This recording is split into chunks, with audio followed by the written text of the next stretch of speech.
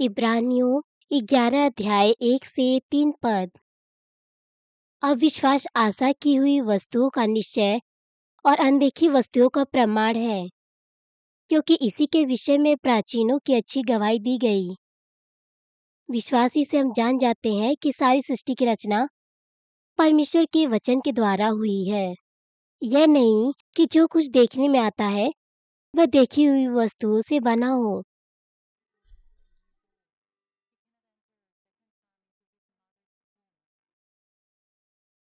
मसीह में प्रिय भाई और बहन और मार्मिन के 11,000 शाखा और संघी कलीसिया के सदस्य और जे इंटरनेट के माध्यम से जो पूरा संसार भर में इस सभा में शामिल बा और प्रिय टीवी के दर्शक, हमनी में से जे भी यीशु मसीह के आपन उद्धारकर्ता ग्रहण कइले बाने और हमनी के पाप क्षमा भइल बा और हमनी के उद्धार के आश्वासन के पौले बानी के और विश्वास के ही द्वारा हमनी के समझले के योग्य भइनी के पिता परमेश्वर जे आत्मा हमें उज्जीवित बाने और एकरे अलावा आए वाला जीवन में स्वर्ग और नरक भी बा और विश्वास ही के द्वारा हमनी के उद्धार के पौले बानी के और विश्वास ही के द्वारा हमनी के स्वर्ग राज्य में जा सकेनी के और विश्वास ही के द्वारा हमनी के आपन प्रार्थना के उत्तर प्राप्त करेनी के। यही तरीका से विश्वास ई बहुत ज्यादा महत्वपूर्ण बा, लेकिन बहुत से लोग ई त कहना कि हम पिता परमेश्वर पे विश्वास करेनी, लेकिन हर एक के जीवन में कार्य वो उनकर विश्वास के अनुसार अलग अलग होला। केहू के पास त महान विश्वास होला और जब वो मांगे न वो उत्तर प्राप्त करे न, और यहाँ तक कि जब वो दूसरे के खातिर प्रार्थना करे न त पिता परमेश्वर के कार्य होला।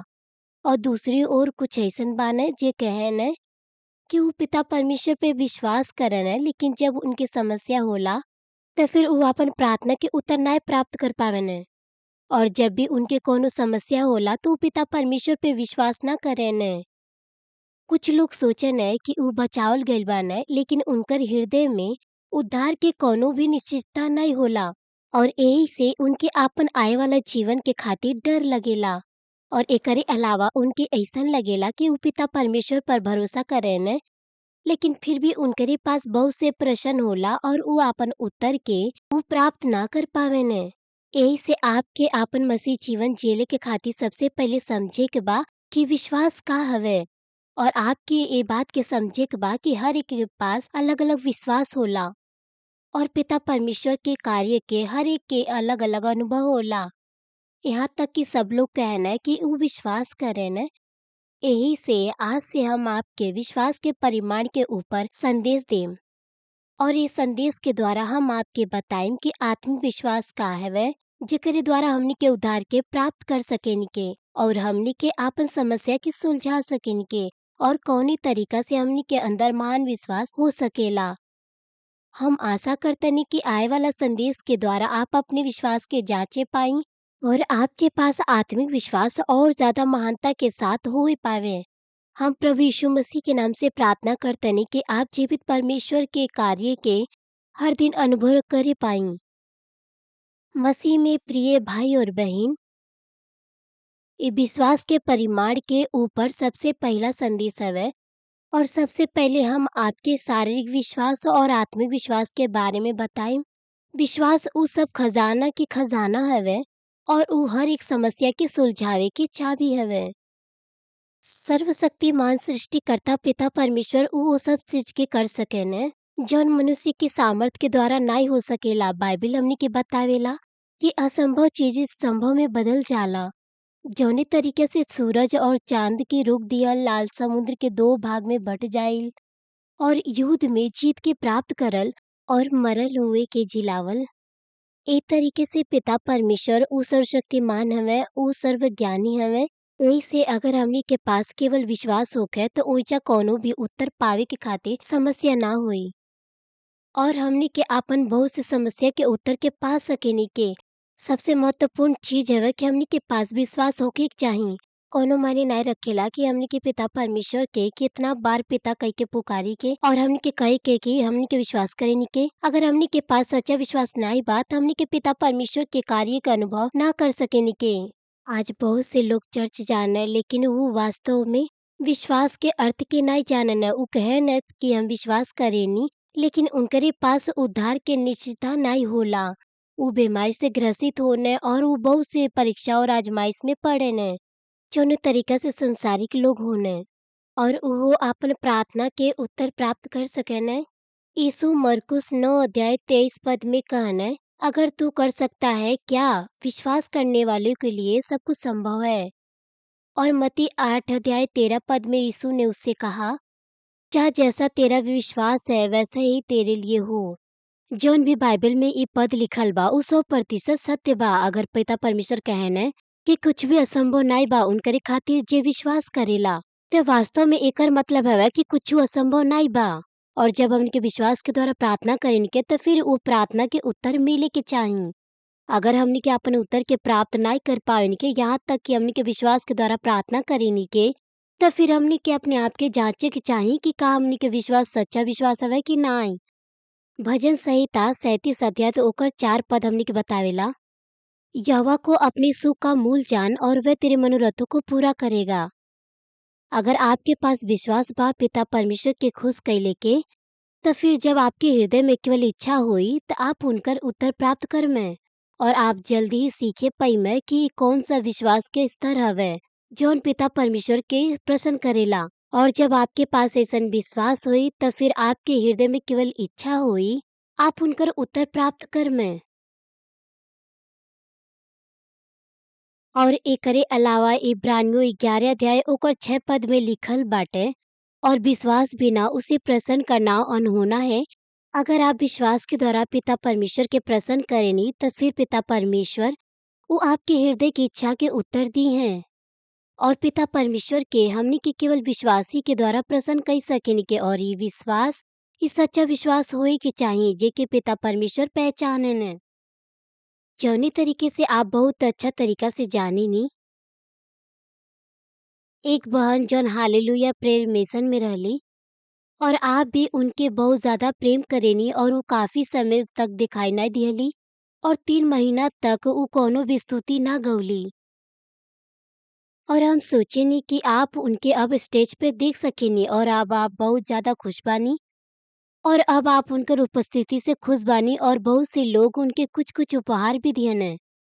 काहे कि बहुत से सदस्य उनसे बहुत प्रेम करेन है। आप उनकर ओर देखी, वो 1 साल से ज्यादा अपन बीमारी के विरोध में संघर्ष कैली, यहाँ तक कि आपन जीवन के जोखिम में भी। उनकर पिता एल्डर हान हवे और उनकर पापा के दोस्त डॉक्टर हवे और उनके ओजा दिखावल गईल और ओजा डॉक्टर बतौने कि आप उनके ऐसे ही काहे छोड़ दनी, का आप चाहतनी कि ई मर जा। उनकर एक फेफड़ा उ पूरा तरह से गल चुकल बा और उनकर दूसर फेफड़ा भी उ ऐसा बन गईल बा जौने तरीके से मधुमक्खी के छत्ता होला। और डॉक्टर कहना है कि उनकर कोनो भी समय उनकर मृत्यु हो सकेला और उनके वो तुरंत ओइजा भर्ती कराए के पड़ी। और यहाँ तक कि अगर वो ठीक भी हो जाई हैं तो तब वो कबो गा नहीं सकेली। तभी उनकर परिवार के सदस्य के लिए कितना ज्यादा शोकित भइल हुई। अभी भी ना केवल ऊ बल्कि उनकर परिवार के सदस्य भी अंगीकार कइने कि अगर ऊ मरी हैं तो केवल प्रभु में ही मरी हैं, अगर ऊ केवल जी हैं तो केवल ऊ प्रभु में ही जी। और ऊ जब घर अइली तो वापस 1 साल से ज्यादा संघर्ष कैली। उनकर और उनकर परिवार के सदस्य के विश्वास का वो बदलल नाई। वो विश्वास रखले कि अगर हम मरम तो हम केवल प्रभु में ही मरम और इस संसार पे निर्भर नाई रहम। ओइसे जब समय आयल तब पिता परमेश्वर उनके छुअन, तब वो पूरा तरीके से उ छोटे ही समय में वो ठीक हो गईली और वो पहले से कई ज्यादा स्वस्थ बाड़ी। ए तरीका से विश्वास ऐसन विश्वास होखे के चाहिए जिसे पिता परमेश्वर पहचान सके। यहाँ तक कि जीवन के जोखिम में भी हमनी के सच्चा विश्वास के दिखाए के बाद ताकि हमनी के उत्तर के प्राप्त कर सकी के। वो अपने आप से और उनकर परिवार के सदस्य ये सच्चा विश्वास के पिता परमेश्वर के दिखावना, तो फिर कैसे पिता परमेश्वर उनके अनदेखा करते हैं। का कारण बा कि बहुत से लोग वो पिता परमेश्वर के कार्य के अनुभव ना कर पावेन। यहाँ तक कि वो कहन है कि वो विश्वास करेन है, काहे कि उनकरे पास ऐसन विश्वास नाई होला जिसे पिता परमेश्वर पहचान सके। विश्वास में भी सच्चा विश्वास होला जेके पिता परमेश्वर पहचान सके और शारीरिक विश्वास भी होला जेके पिता परमेश्वर नाई पहचान सकेन। मसीह में प्रिय भाई और बहन त फिर शारीरिक विश्वास का हवे और आत्मविश्वास का हवे। हम आपके सबसे पहले शारीरिक विश्वास के बारे में बतावत बानी। शारीरिक विश्वास ऐसन विश्वास हवे जेमे आप केवल वही बात पे विश्वास करेनी जेके आप अपने आँख से देख सकेनी और ऐसन चीज जौन आपके सोच विचार और ज्ञान से संबंधित हो सकेला। और यहाँ तक कि संसारिक विश्वास के लोग के पास भी ऐसन विश्वास हो सकेला, लेकिन ऐसन विश्वास के उद्धार के साथ कोनो लेन-देन नाई बा।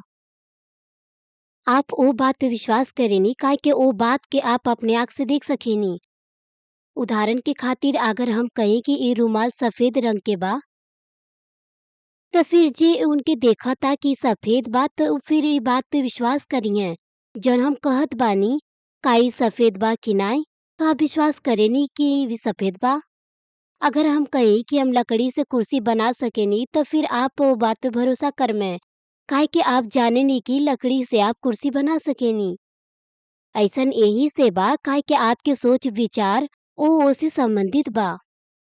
जौन कुछ भी आप अपने जन्म से लेके अभी तक सिखले बानी, लेकिन अगर हम कहीं कि आप में से केहू एक ओके ए तरीका से सिखावल गइल बा कि ए रुमाल के रंग सफ़ेद नाई बा, इ काला रंग के बा। आप सोची कि अगर आपने जन्मल बच्चा के सिखावेनी कि सफ़ेद चीज़ काला बाटे और काला चीज़ सफ़ेद बा, त फिर ओकरे खातिर इ रुमाल काला रंग के होई। वास्तव में जौन ओकरे लिए काला चीज़ बा उ सफ़ेद रंग के होई और सफ़ेद काला रंग के होई। तब अगर हम कही कि इ सफ़ेद बा, त फिर उ व्यक्ति ए बात पे भरोसा ना करी। अइसन एही से बा काहे कि इ ओकर सोच विचार से सहमत नाई बा। त फिर का इ ज्ञान सही बा? इ गलत सूचना बाटे और इ गलत ज्ञान बाटे। इ तरीका से ए बात पे निर्भर रहत हुए भी कि कौने तरीका के ज्ञान आप सीखले बानी। आप सत्य चीज के गलत समझ सकेनी या फिर एकरे विपरीत। लेकिन तथ्य इ हवे कि सभी के सब चीज जौन कुछ भी आप सीखले बानी इ सच नाई हवे। इस संसार में अइसन बहुत से चीज बा जौन लोग सोचेने कि सच बा, लेकिन अइसन भी चीज बा जौन समय के अनुसार बदल जाला। और एकरे अलावा इ मापदंड और सोचने के तरीका उ बहुत ज्यादा अलग बा। हर एक देश में, हर एक राष्ट्र में और हर एक व्यक्ति के मापदंड उ अलग-अलग बा। केवल पिता परमेश्वर के वचन ही सत्य बा और उ सत्य कब्बो ना बदलेला। उदाहरण के खातिर बहुत समय पहले लोग सीखने कि पृथ्वी गोल नाई बा, इ चपटी बा। और लोग सीखने कि सूरज ए पृथ्वी के चारों ओर घूमेला। पृथ्वी सूरज के चारों ओर नाई। जब हम प्राथमिक विद्यालय में रहनी, त फिर हमनी के सीखनी कि इ पृथ्वी गोल बा। त फिर हमनी के एक दूसरे के साथ वाद विवाद करत रहनी के कि अगर इ गोल बा, त फिर कैसे उ लोग जे बीच में बान उ काहे न गिरन। इ यही से बा काहे कि हमनी के गुरुत्वाकर्षण के नियम के बारे में ज्यादा नाई जानत रहनी के। यही से ओ समय हमनी के ओ बात के अच्छा से ना समझ सकनी के। यहाँ तक कि हमनी के स्कूल के समय में सिखले रहनी के आप एके और ज्यादा अच्छा तरीके से तब समझ सकेनी अगर उ कहन कि पृथ्वी चपटी बा। अगर इ चपटी बा, गोल नाई बा। अगर गोल हो त सभी के सभी लोग गिर सकत रहन। और एकरे अलावा हमनी के सिखले रहनी के कि पृथ्वी सूरज के चारों ओर घूमेला, लेकिन सूरज पूरब से निकलेला और पश्चिम में छिपेला। त फिर हमनी के आश्चर्यचकित रहनी के कि अइसन काहे बा, लेकिन हमनी के और ज्यादा सीखने के त फिर हमनी के जननी के कि इ ठीक बा, लेकिन आजकल के दिन में केहू भी एके सत्य के रूप में ग्रहण ना करी। इ तरीका से जौन कुछ भी आपके पास अभी ज्ञान बा उ सारे के सारा सत्य नाई बा। लेकिन लोग वही बात पे विश्वास करन जौन कुछ उनके सिखावल गइल बा और फिर उ सोचन कि हमनी के ज्ञान इ सत्य हवे। ऐसन स्थिति में यहाँ तक कि उनके अगर केहू सत्य के बतावे तब उ सोचन कि इ सत्य गलत हवे। ऐसन स्थिति में यहाँ तक कि केहू उनके सत्य बतावे त फिर उ सोचन कि इ सत्य गलत बा। अगर इ उनकर सोच विचार के साथ सहमत नाई होला त फिर एके गलत ही मानन। बहुत से लोग उस सृष्टिकर्ता परमेश्वर पर विश्वास नाई करन, यहाँ तक कि सुसमाचार के सुनले के बाद भी। और ओकर इहे कारण हवे काहे कि उ विकासवाद के सिद्धांत के सिखले बान कि उ सत्य हवे। लेकिन उ पिता परमेश्वर के रचनात्मक कार्यों में विश्वास ना करन जौन कि वास्तव में सत्य हवे। विकासवाद के सिद्धांत ई सत्य नाई हवे, ई गलत हवे, जवन की मनुष्य के द्वारा बनावल गईल बा। और हम निश्चित बानी अगर हम केवल 1 घंटा प्रचार करी त फिर हम ओ लोग के सोच विचार के बदल सकेनी जौन विकासवाद के सिद्धांत पर विश्वास करेने। और ऊ लोग उ सत्य के असत्य समझेने। अगर हम डार्विन के बारे में बात करी जे सिद्धांत के बनौले, वो प्रभु के एक विश्वासी रहल, लेकिन जब उनकर बेटी बीमार भइली और जब उनकर बेटी के मृत्यु हो गईल तो ऊ पिता परमेश्वर के विरोध में खड़ा भइल। और पिता परमेश्वर के विरोध में खड़ा भइले के ऊ ए विकासवाद के सिद्धांत के दिहले।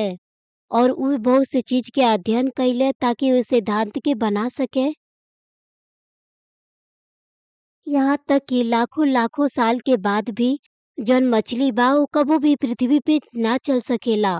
अगर समुद्र के मछली ओए जमी पे आ जा तो ऊ ए जमी पे नाई चल सकेले।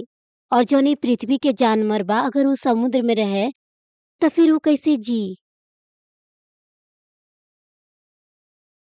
लेकिन का केहू अइसन बा कि केहू ए पृथ्वी के जानवर समुद्र में जाके तैर सकेला? ऐसन काहे न हो सकेला कि कौनो भी समुद्र के जानवर वो पृथ्वी पे आके रहे?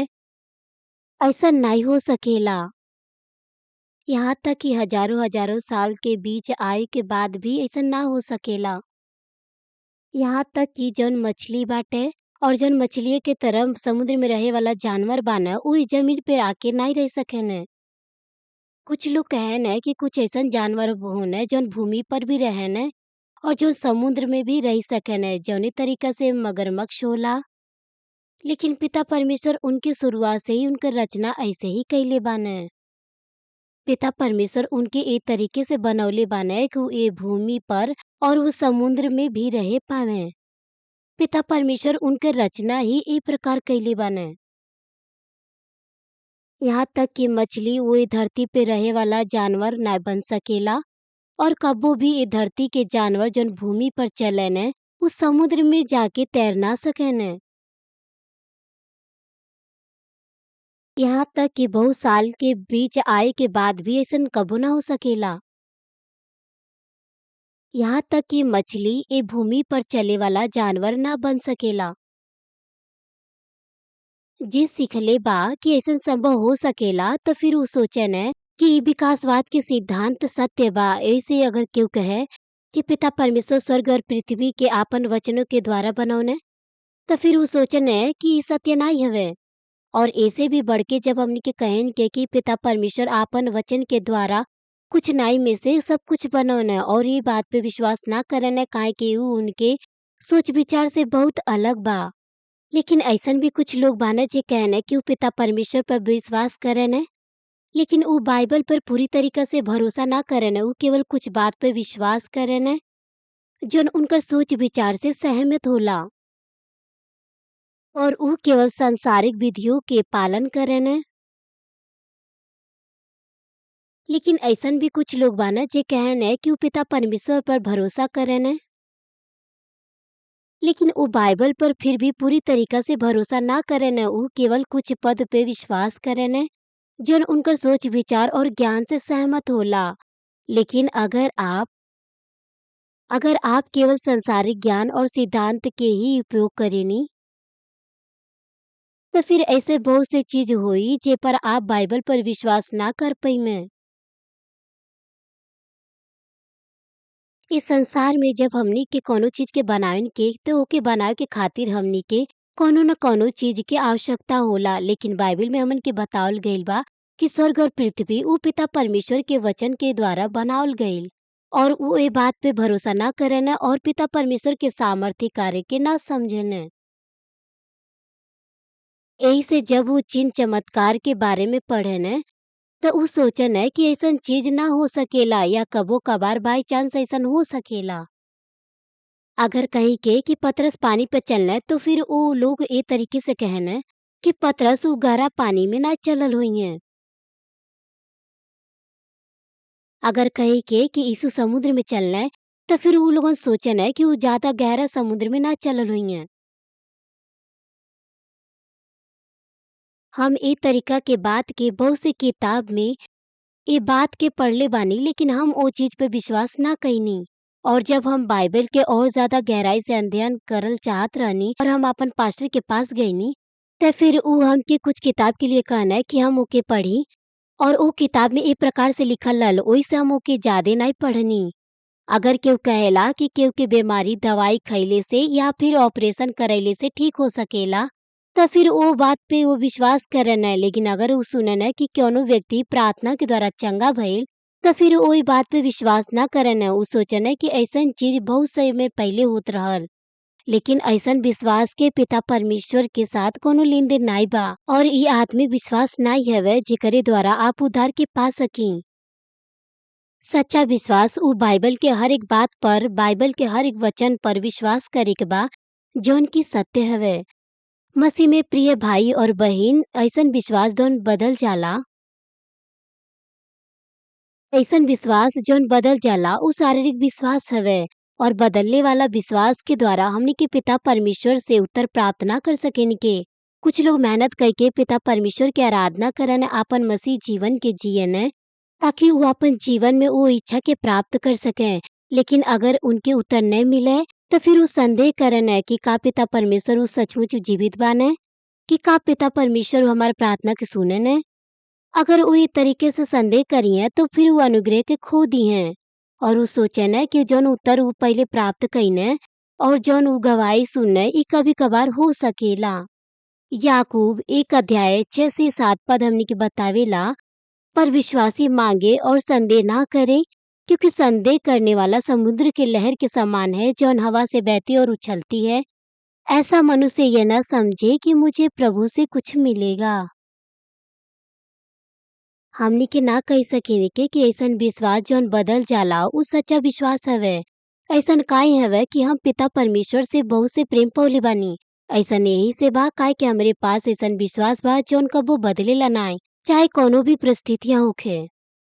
यहाँ तक कि अगर हम अब मर जाई तब हम कोनो मनुष्य पे निर्भर नाई रहम। पिता परमेश्वर हमके बहुत बार देखले बाने। एक बार हमके हमार पुराना चर्च के संगठन से हमके निष्कासित कर दियल गईल। और यहाँ तक कि हमार शत्रु हमके प्रसारण के घटना के द्वारा हमके मारे की कोशिश कईने। लेकिन हम आपन विश्वास के कबो नाई बदलनी, हम पिता परमेश्वर पे निर्भर रहनी। एकरे वजह हम मृत्यु के चुननी। तब हमरे विश्वास के सिद्ध कैले के खातिर पिता परमेश्वर हमके कुछ समय के लिए मरे दिहन। और हम आपन कलीसिया के बहुत से सदस्य के सामने हम मर गईल रहनी, लेकिन पिता परमेश्वर हमके जीवित कईने।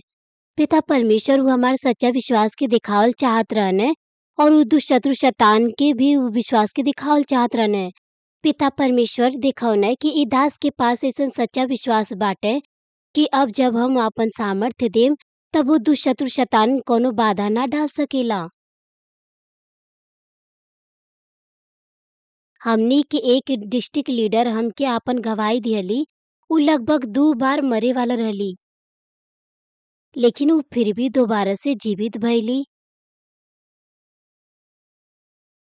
एक बार उनका शरीर के अंदर से कुछ न कुछ राव निकलत रहल।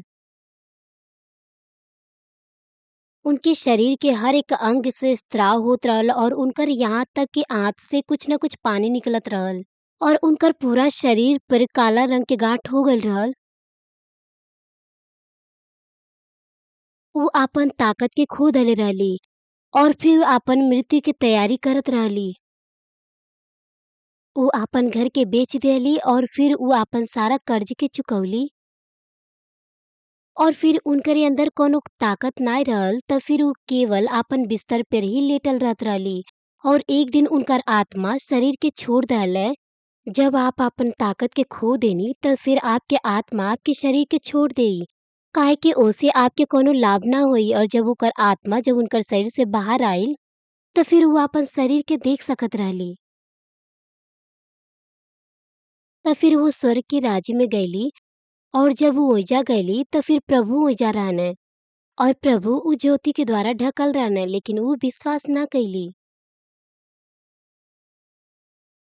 हमनी के प्रभु ज्योति से ढकल रहने और ऊ कहली कि प्रभु हम स्वर्ग राज्य में जाइल चाहतनी, अगर आप हमार हाथ के थामी। लेकिन प्रभु उनकर हाथ के नाई थमने और प्रभु कहने कि तू नीचे देखा। और जब वो नीचे देखली तो फिर वो हमके देखली। हम उनकरे लिए ये पृथ्वी पे प्रार्थना करत रहनी तो प्रभु कहने कि तोहार चरवाहा ऊ अभी तोके नहीं छोड़ी हैं और हम तोके अभी स्वर्ग राज्य में ना ले सकेनी। और अगर तू अभी के अभी स्वर्ग राज्य में अइबू तो तू खाली स्वर्ग लोक में जइबू या फिर पहले स्वर्ग के राज्य में।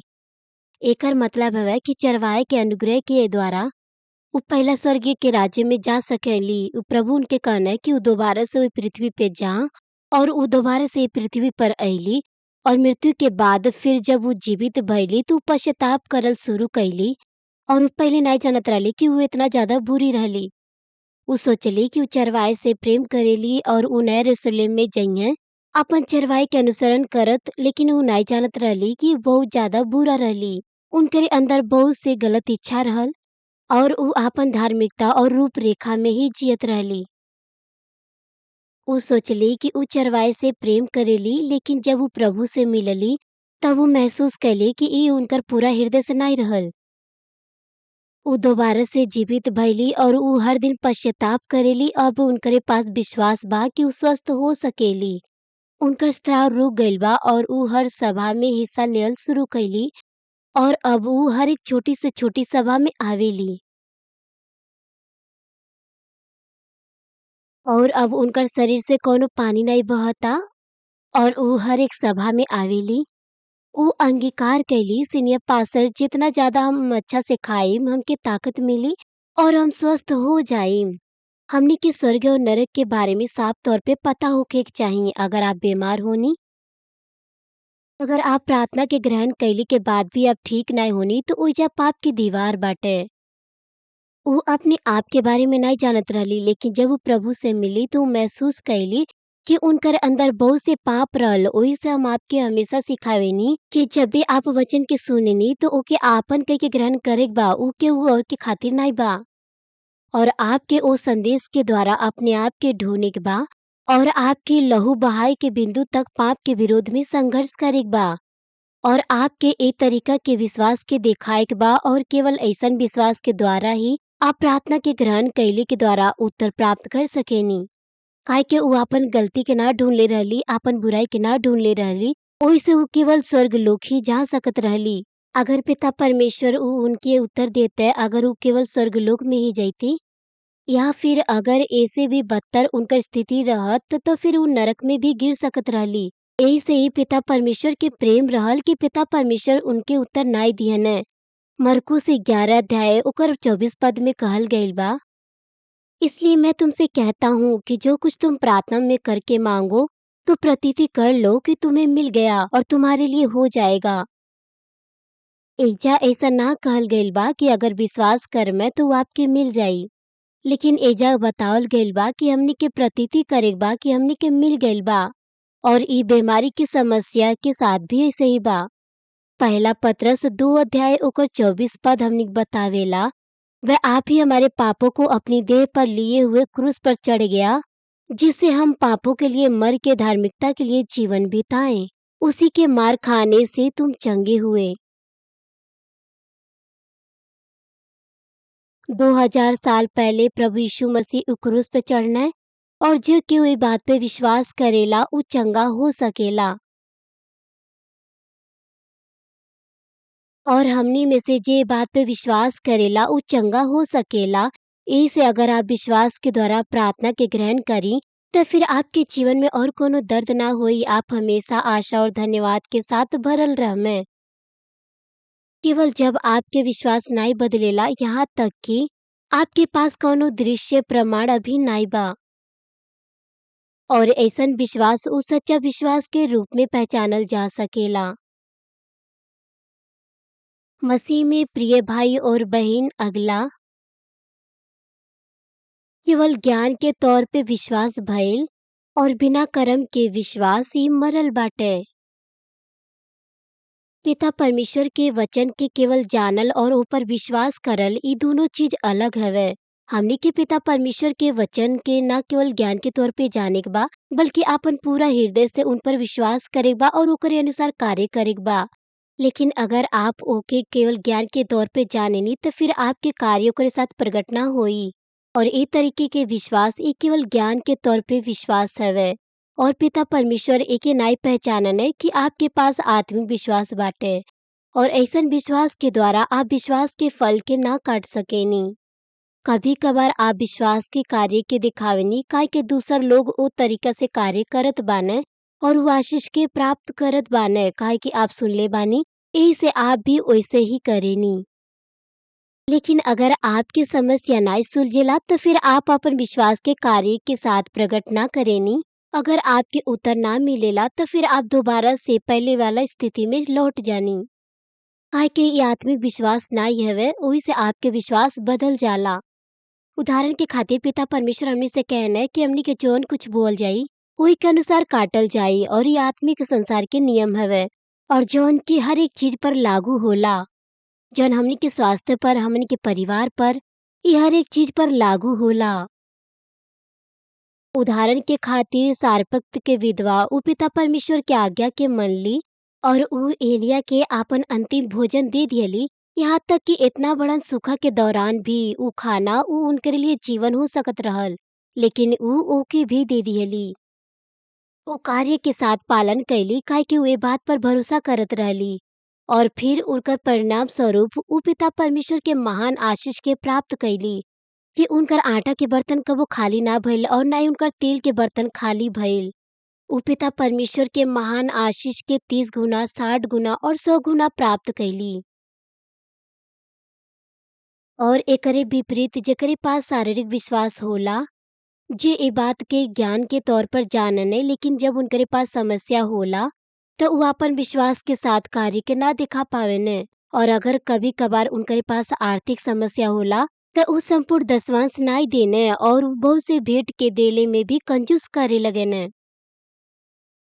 अगर वो पिता परमेश्वर पे विश्वास करे न कि जौन कुछ भी उ बोई हैं वो उनकर उत्तर प्राप्त करी हैं। लेकिन काय के उ केवल ज्ञान के तौर पे जानन है ओइसे उ कार्य के साथ उनके ना दिखा सकन है। ऐसे उ यहाँ तक कि कहत हुए प्रार्थना करन है कि पिता परमेश्वर हम विश्वास करेनी कि आप हमके आशीष दे में तब वो ऐसन प्रार्थना के उत्तर प्राप्त ना कर सकेन है। और ई बीमारी के समस्या के साथ भी ऐसे ही बा। अगर हमने के कही के कि आपके कैंसर बा और आपके पापा वो कैंसर के स्पेशलिस्ट हवे ए पूरा संसार में और उनके पास ऐसा योग्यता बा जौन आपके ठीक कर सकेला। अगर आप अपने पापा की योग्यता पे विश्वास करेनी तो फिर आप कोनो और डॉक्टर के पास ना जाइमे। आप वो अस्पताल में जाइमे जहाँ पे आपके पापा कार्य करत बाने।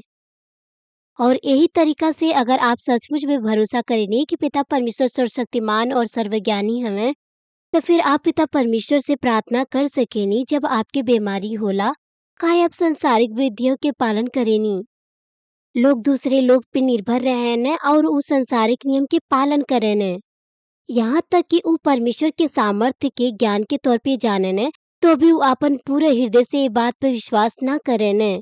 तो फिर हमनी के पिता परमेश्वर जौन उ बिना विश्वास के कार्य के देखी है तो उ कितना ज्यादा निराश हुई है। दूसरा इतिहास 16 अध्याय ओकर 12 से 13 पद में हमनी के राजा आशा के बारे में बतावल गइल बा।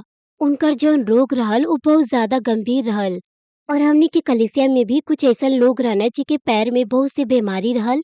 आज भी एक व्यक्ति हमारे पास आईने और पिछला शुक्रवार के भी हमारे पास आईने।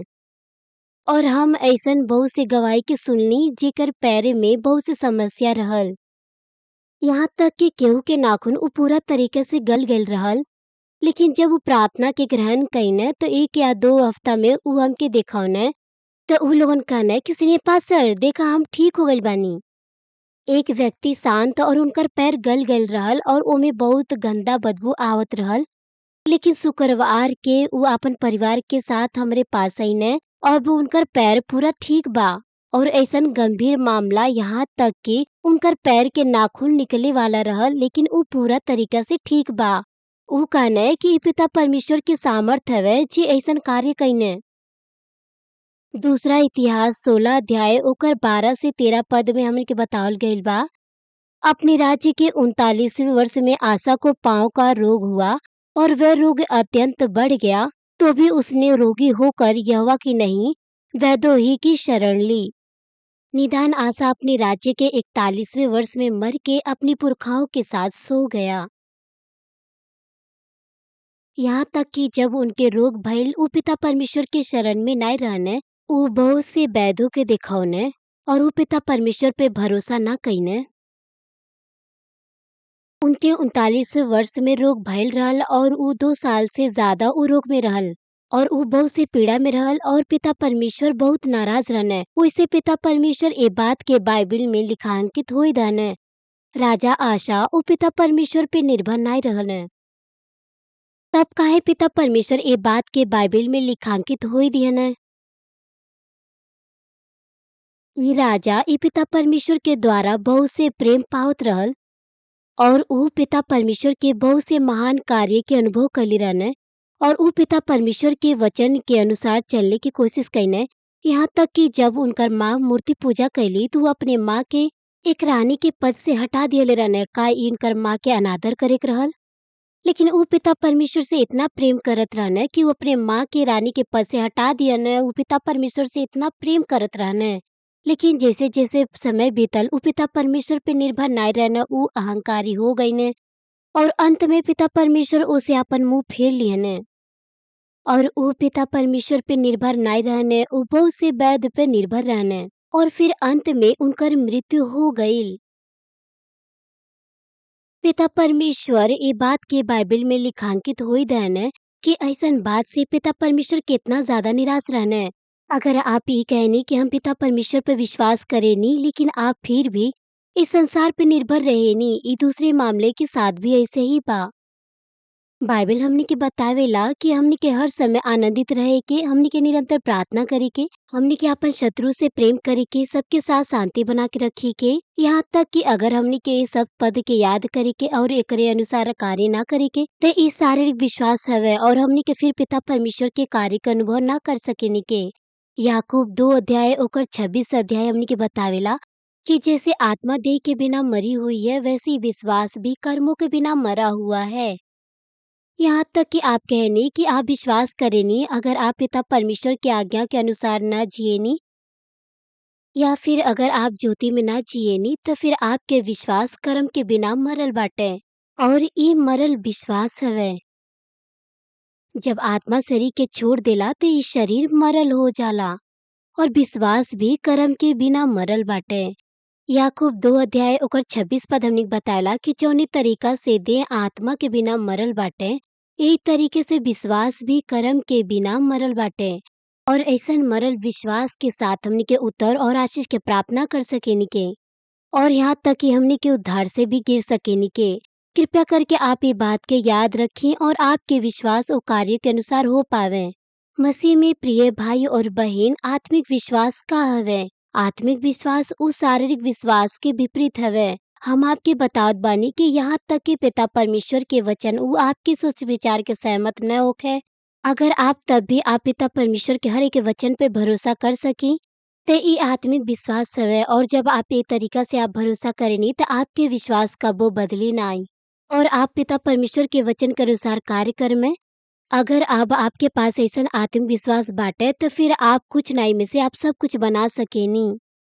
और जौनी तरीके से मत्ती 17 अध्याय ओकर 20 पद में बतावल गईल बा,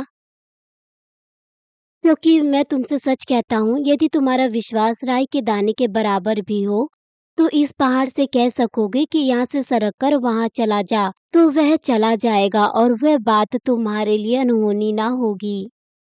आप उत्तर और आशीष के आपन परिवार में, आपन व्यवसाय में, आपन साथ समय प्राप्त कर सकेनी और आप पिता परमेश्वर के राज्य के इस सामर्थ्य के द्वारा पूरा कर सकेनी। यहाँ तक कि अगर आपके पास आत्मिक विश्वास बाटे तो भी हर एक विश्वास के परिमाण वो अलग अलग बाटे। जेकरे पास महान आत्मिक विश्वास बाटे वो उत्तर और आशीष के प्राप्त करी है केवल आपन हृदय की इच्छा कैले से। लेकिन जेकरे पास छोटन विश्वास बाटे उ आपन एक ही इच्छा के लिए बहुत दिनों तक प्रार्थना करे ने। लेकिन अगर मनुष्य के पास जौने तरीका से और जितना ऊ चाहे ऐसन विश्वास होखे तो फिर हर केहू उ महान विश्वास के पावल चाही। तो भी हमनी के महान विश्वास के प्राप्त ना कर सकिन के केवल चाहले के द्वारा।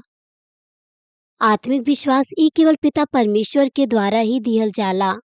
तब कौने तरीका से हमनी के आत्मविश्वास के पा सकेनी के अगर आप ये बात के जनमे कि कौने तरीका से आत्मिक विश्वास के प्राप्त करे के या फिर ई आपके खातिर उत्तर और आशीष के पावे के खातिर मार्ग हवे। आपके हृदय की इच्छा के अनुसार आप उत्तर प्राप्त कर में का आप जानल चाहतनी कि कौने तरीका से आत्मविश्वास के प्राप्त करे के। हम अगला संदेश में आपके बताएं कि आप कौने तरीका से आत्मविश्वास के प्राप्त कर सकेनी। हम आपके इस संदेश के निष्कर्ष देत बानी मसीह में प्रिय भाई और बहन। का आप जचनी कि आपके विश्वास शारीरिक विश्वास हवे या आत्मिक विश्वास हवे। अगर आप वचन के सुनेनी और आपके पास आत्मिक विश्वास बाटे तो फिर हर एक चीज के आप उत्तर प्राप्त कर में आप स्वस्थ बन में आप सुरक्षित रह में और फिर आप पाप नहीं कर में और विशेष तौर पे आप शरीर के कार्य के ना कर में जौन मृत्यु को ओर ले जाला। काहे के पिता परमेश्वर के बहुत ज्यादा निराश करेला और ये बार बार यीशु मसीह के क्रूस पे चढ़ावे के जैसन बा। अगर आपके पास आत्मविश्वास बाटे तो फिर आप कबो भी शरीर के काम के ना कर में जौन हमन के मृत्यु को ले जाला। अगर आप कलीसिया में एक लीडर हैं तो फिर आपके कम से कम तीसरा विश्वास के स्तर पर होके के चाहिए। अगर आप डिस्ट्रिक्ट लीडर हैं या फिर छोटे समूह के लीडर हैं तो फिर आपके कम से कम तीसरा विश्वास के स्तर पर होके के चाहिए। हो सकेला कि कुछ लीडर वो दूसरे विश्वास के स्तर पे होखे लेकिन उनके भी तीसरे विश्वास के स्तर पर होके के चाहिए। छोटा समूह के लीडर वो तीसरे विश्वास के स्तर पर होके के चाहिए। लेकिन अगर ऊ जे तीसरा विश्वास के स्तर पे होके के चाही अगर ऊ शरीर के काम के करे न तो फिर पिता परमेश्वर ऊ का कही है। ई पहला विश्वास के स्तर के लोग के काम हवे। आप कह सकेनी कि हम तीसरा विश्वास के स्तर पे बानी हम स्वर्ग और नरक पर विश्वास करेनी न्याय पर और प्रभु के दूसरा आगमन पर भी हम विश्वास करेनी। यहाँ तक कि आप विश्वास करेनी तब वो आप पिता परमेश्वर के नजर में आप पहले विश्वास के स्तर पर हुई में आप बिल्कुल उनकरी तरह हुई में जो पहला विश्वास के स्तर पे बाने और हो सकेला कि आप उत्तर के भी प्राप्त ना करी। और जे विश्वास के तीसरे स्तर पे बाना अगर वो ऐसा काम के करे जो पहला विश्वास के स्तर पर वो लोग करे न तो फिर ये पिता परमेश्वर के मजाक उड़ावल हवे और उनकर मुंह पे थूकल हवे। हम आपके सिखौले बानी लेकिन फिर भी कुछ लोग ऐसा काम के करे न शरीर के कार्य में ऐसा अच्छा का बा आप काहे वो काम के करेनी। पिता परमेश्वर ऊ आपके देखत बाने आप पिता परमेश्वर और प्रभु के धोखा ना दे सकेनी। हो सकेला कि आप अपने चरवाहे के धोखा दे सकेनी लेकिन अगर हम हर एक व्यक्ति के लिए प्रार्थना करी तो आप हमके भी धोखा ना दे सकेनी। लेकिन हम ऐसा नहीं करेनी। अगर हम ऐसा करम तो हम और ज्यादा व्यस्त हो जाइम। अब वो आप स्वर्गदूत और प्रभु के धोखा ना दे सकेनी आप काहे वो मार्ग पर जात पानी जो मृत्यु के मार्ग हवे। लेकिन आपके एक चीज के समझे के चाहिए ऐसा मामला में यहाँ तक कि आप पहले विश्वास के स्तर पे गिर जानी लेकिन आप दोबारा से अगर वही जाल चाहतनी तो आपके अपन पूरे हृदय से पश्चाताप करे के बा और आप फिर दोबारा से तीसरे विश्वास के स्तर में जा सकेनी। काहे कि आप तीसरे विश्वास के स्तर के चीज के जाने नी इसे आपके अपन पूरे हृदय की गहराई से पश्चाताप करे के बा। लेकिन अगर आप यहाँ तक कि दोबारा से तीसरे विश्वास के स्तर में जाइमे तब वो आप शरीर के कार्य के वजह से आजमाइश के सामना कर सकेनी। जोन भी आप पाप कैले बानी वो आजमाइश हर एक व्यक्ति के अनुसार अलग अलग हो सकेला। आप अपने व्यवसाय में समस्या के सामना कर सकेनी। यहाँ तक कि चीज आपके साथ अच्छा चलत रहल ते अचानक से वो समस्या उत्पन्न हो सकेला। अगर आप पिता परमेश्वर के द्वारा प्रेम पावेनी तो फिर समस्या भी वो समृद्धि में बदल जाई। और जब आप शरीर के काम के करेनी तो फिर अच्छा चीज वो बुरा चीज में बदल जाई। अगर पति शरीर के कार्य के करे न और अगर वो पति अपन पत्नी से बहुत ज्यादा प्रेम करेला तो हो सकेला ओकर पत्नी के कुछ बीमारी हो जा। अगर आप अपने बच्चा से प्रेम करेनी तो फिर हो सकेला कि आपके बच्चा के कुछ न कुछ समस्या हो जाई। काहे कि पिता परमेश्वर वो प्रेमी पिता परमेश्वर हवे और वो उनके सजा देने जिसे वो प्रेम करे न ताकि वो सच्चा पश्चाताप करे पावे। काहे कि पिता परमेश्वर चाहे न कि वो उद्धार के प्राप्त करें। आजमाइश उ कोनो न कोनो रूप में आवे के चाहिए। पिता परमेश्वर आपकी क्षमा करी है लेकिन आपके आपन ओ पाप के लिए माफी मांगे के बा। उ जे विश्वास के तीसरे स्तर पे बा ना, उ कैसे उ शरीर के कार्य के कर सकेने और उ विश्वास के पहला स्तर में गिर सकेने। ऐसन लोग के ना केवल अपन होठ से पश्चाताप करे के बा और ना ही केवल कहे के बा कि पिता परमेश्वर आप हमके क्षमा करें अगर आप शरीर के काम के कैले बानी। आपके लगातार पश्चाताप करे के बा, उनके उपवास करे के चाही, आपके अपन पूरे हृदय की गहराई से पश्चाताप करे के बा। उनके 3 दिन के या फिर 1 सप्ताह के उपवास करे के बा, ताकि उ पूरे तरीके से ओ पाप के जड़ के बाहर निकाल सके जौन उनकर हृदय में बाटे। अगर वो ऐसा ना कर सके ना तो उनके बार-बार पश्चाताप करे के चाही, ताकि उ पाप के पूरे तरीके से दूर करें। अगर आपके पापमय स्वभाव आपके पाप करावेला त फिर अच्छा होई कि आप अपने पाप के दूर करी बजाय नरक में गिरले के। पिता परमेश्वर हमके बहुत से आत्मिक चीज के दिखौने एक व्यक्ति रहल जौन पिता परमेश्वर के लिए बहुत ज्यादा विश्वास योग्य रहल और पिता परमेश्वर हमके दिखौने कि उनकर घर नया यरूशलेम में बनत बाटे। पिता परमेश्वर हमके दिखौने कि कौनी तरीके से उनकर घर बनत बाटे, लेकिन उ बाद में महान पाप कइले तब ओकर घर ओइजा से नष्ट हो गईल और उ नया यरूशलेम में से नष्ट हो गईल, जबकि ओकर घर ओइजा बनत रहल। काहे कि उ पिता परमेश्वर के लिए पहले तो बहुत ज्यादा विश्वास योग्य रहल और उ पिता परमेश्वर और चरवाहे से बहुत ज्यादा प्रेम करत रहल। लेकिन पाप कइले के बाद ओकर घर ओइजा से नष्ट हो गईल।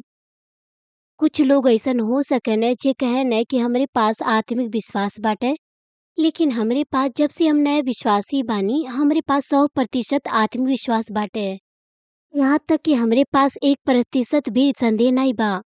जौन पास्टर हमके संदेश देत रहना हम हर एक बात पे विश्वास करत रहनी। अगर केहू लोग कहत रहल ताकि हम प्रार्थना के द्वारा चंगा भइनी त हम कब्बो भी संदेह ना कइनी। जब दूसरे लोग एक बात के गवाही देत रहना कि हम प्रभु से मिलनी, हम आशीष के प्राप्त कइनी, हम चंगाई प्राप्त कइनी, हम कब्बो कौनो संदेह ना कइनी। हो सकेला कि कभी-कभार जब केहू गवाही देला उ भले ही झूठ बोले, लेकिन हम ओ सब बात पे विश्वास कइनी। काहे कि पिता परमेश्वर उ सर्वशक्तिमान हवे और उ कुछ भी कर सकेने। और एक कलीसिया में हम आपके बहुत से चिन्ह और चमत्कार के दिखौले बानी जौन भी बाइबिल में लिखल बा।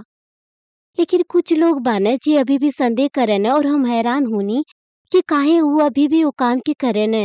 कृपया करके आप ओ चीज के दूर करी। उ संदेश जौन आप ए श्रृंखला में सुनेनी उ अलग-अलग विश्वास के परिमाण के ऊपर बा कि कौने तरीका से आप अपने विश्वास के छोटन विश्वास से बढ़न विश्वास में बदल सकेनी और कौने तरीका से शारीरिक विश्वास के आत्मिक विश्वास में बदली। और आप इस संदेश के द्वारा आप अपने आप के ढूंढी ताकि आप हर एक परिस्थिति में अपने विश्वास में बनल रही और आप ओ बात पे भी विश्वास करी चाहे आपके सोच विचार के साथ सहमत होके या न होके। हम प्रभु यीशु मसीह के नाम से प्रार्थना करतनी कि आप आत्मविश्वास के प्राप्त करी और आप पिता परमेश्वर के महान कार्य के हर दिन अपन जीवन में अनुभव करी।